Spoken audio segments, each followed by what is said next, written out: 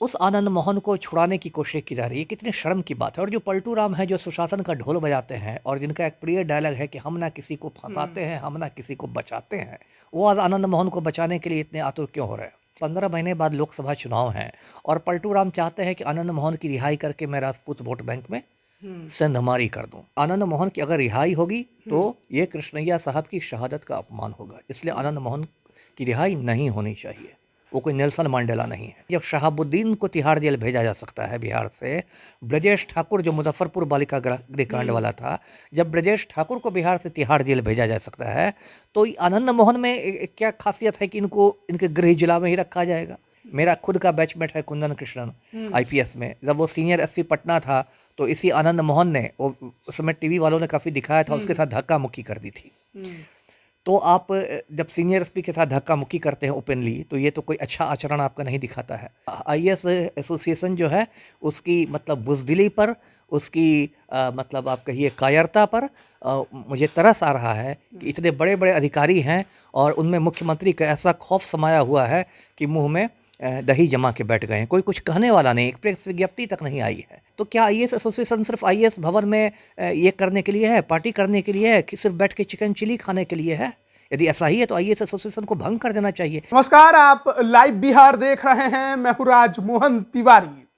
पिछले दिन राजधानी पटना में महाराणा प्रताप की स्मृति समारोह के तौर पर राष्ट्रीय स्वाभिमान दिवस जनता दल यूनाइटेड ने मनाया और मुख्यमंत्री नीतीश कुमार भी मुख्य अतिथि के रूप में वहां पर मौजूद थे। उन्होंने भाषण भी दिया, जिस दौरान सामने से जो भीड़ थी उसने आनंद मोहन की रिहाई को लेकर जोर जोर से नारे लगाए। मुख्यमंत्री नीतीश कुमार की बातों से लगा कि शायद अब उनकी रिहाई या कहिए आजादी को लेकर सरकार भी काम कर रही है। लेकिन अब इसी पर बात करेंगे। हमारे साथ पूर्व आईपीएस अमिताभ दास जी हैं। जो कल हुआ, जो आपने सुना, उसके बाद थोड़े आप भड़के हुए नजर आ रहे हैं। नहीं, भड़का हुआ नहीं। हाँ, मुझे कुछ निराशा हुई है और वो मैं दर्शकों के साथ शेयर करता हूँ। पहले मैं दर्शकों को संक्षेप में बता दूँ ये पूरा मामला है क्या। ऐसे तो बहुत लोग जानते होंगे।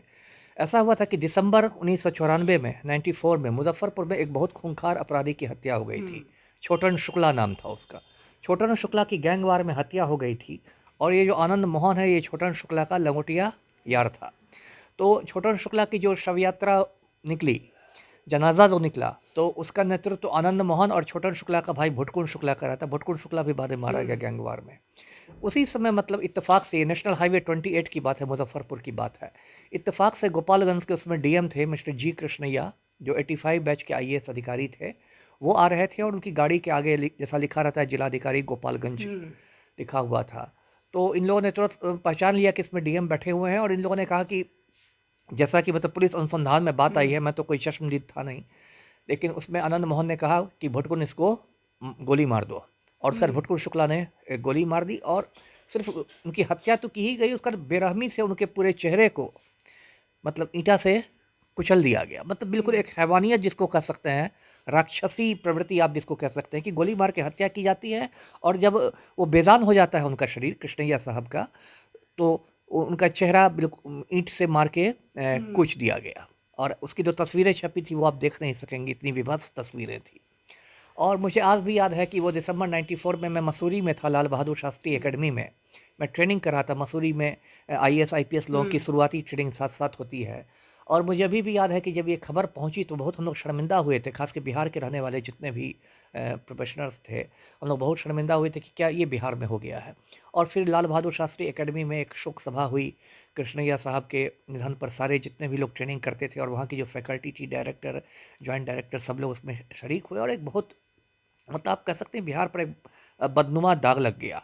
और मैं कृष्णैया साहब के बारे में दर्शकों को बताऊं कि वो महबूब नगर के रहने वाले थे, जो पहले आंध्र प्रदेश में था, आजकल तेलंगाना में है, और एक बहुत गरीब दलित परिवार के थे।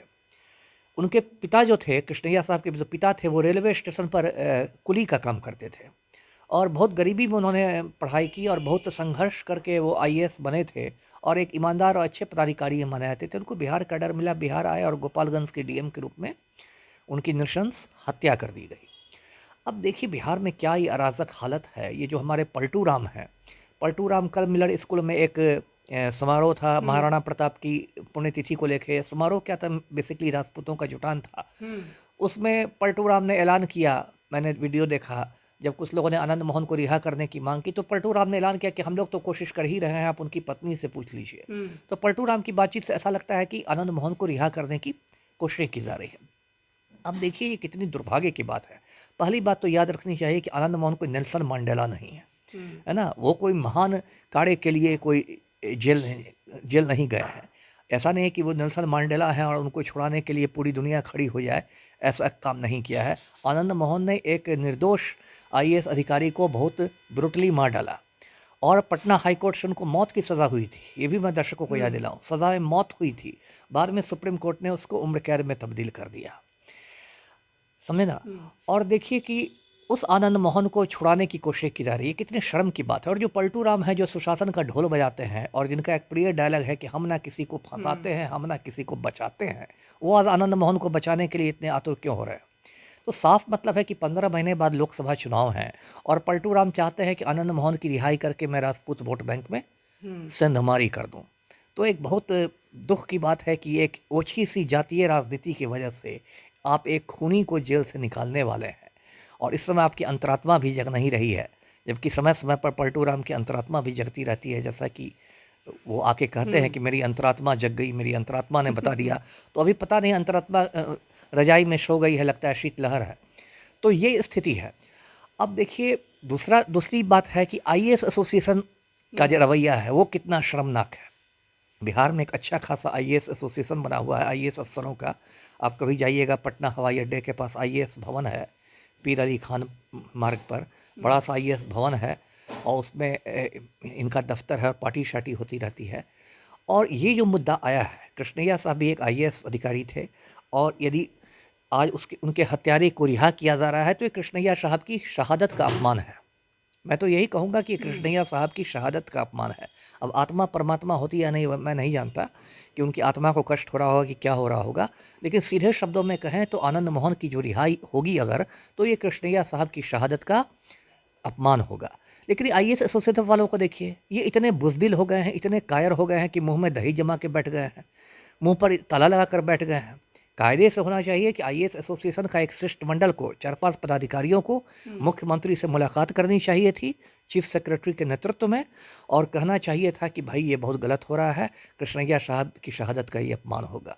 लेकिन ये तो इस तरह से खटिया के नीचे दुबक गए हैं कि तो मतलब बहुत ये दुख की बात है, बहुत खेद की बात है। जी, यहाँ पर दो बातें हैं। जी, पहली बात यह है कि जो आनंद मोहन के समर्थक हैं, जी, जो उनको छुड़ाने की बात करते हैं, उनकी रिहाई को लेकर जोर शोर से हल्ला करते हैं, जी। उनका पहला कहना यह है कि आनंद मोहन ने किसी को नहीं मारा, बाकायदा उनका हाथ इन कामों में नहीं था।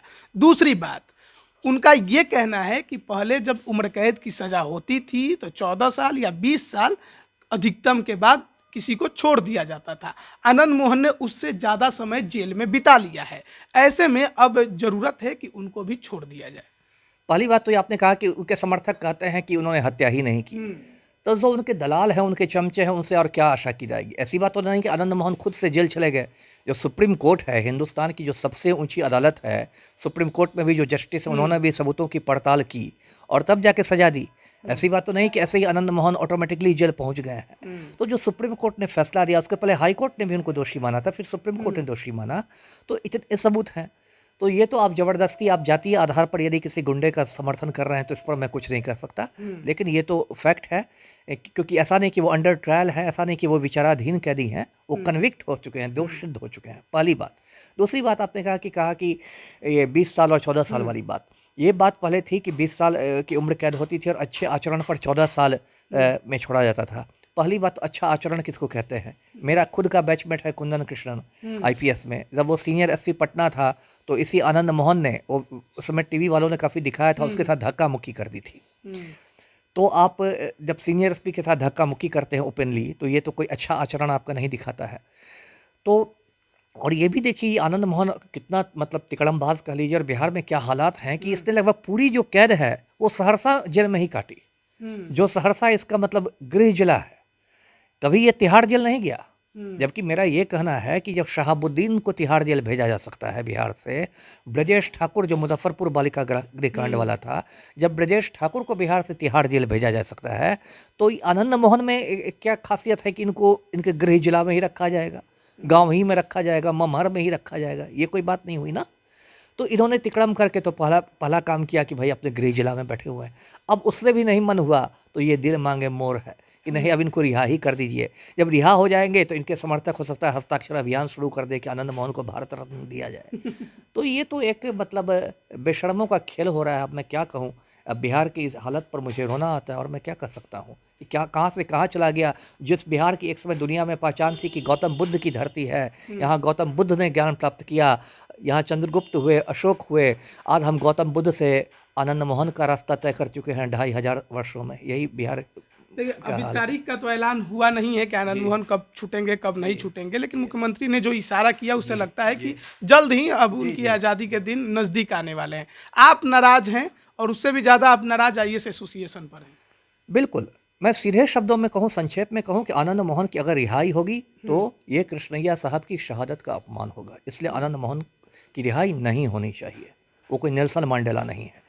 और दूसरी बात, मुझे आईएएस एसोसिएशन जो है उसकी मतलब बुज़दिली पर, उसकी मतलब आप कहिए कायरता पर मुझे तरस आ रहा है कि इतने बड़े-बड़े अधिकारी हैं और उनमें मुख्यमंत्री का ऐसा खौफ समाया हुआ है कि मुँह में दही जमा के बैठ गए हैं। कोई कुछ कहने वाला नहीं, एक प्रेस विज्ञप्ति तक नहीं आई है ना? तो क्या आईएएस एसोसिएशन सिर्फ आईएएस भवन में ये करने के लिए है, पार्टी करने के लिए है कि सिर्फ बैठ के चिकन चिली खाने के लिए है?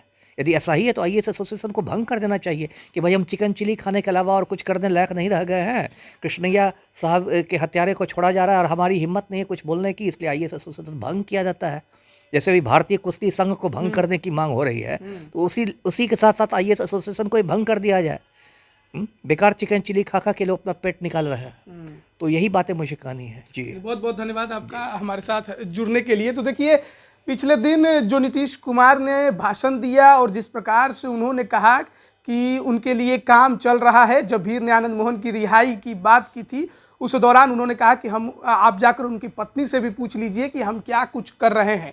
ऐसे में बहुत कुछ संकेत साफ मिल रहे हैं कि अब आनंद मोहन, जो कि पूर्व में सांसद भी रहे हैं, लोग बाहुबली के भी नाम से उनको जानते हैं, अब शायद वो बहुत जल्द जेल से बाहर हो सकते हैं। लेकिन इसी बातों को लेकर पूर्व आईपीएस अमिताभ दास थोड़ा खफा नजर आ रहे हैं और साथ ही साथ उन्होंने जो बिहार में आईएएस एसोसिएशन है उस पर भी कई गंभीर सवाल खड़े कर दिए हैं। बने रहिए लाइव बिहार के साथ। आप सभी का बहुत बहुत धन्यवाद। लाइव बिहार यूट्यूब पर सब्सक्राइब और फेसबुक पर लाइक जरूर करें।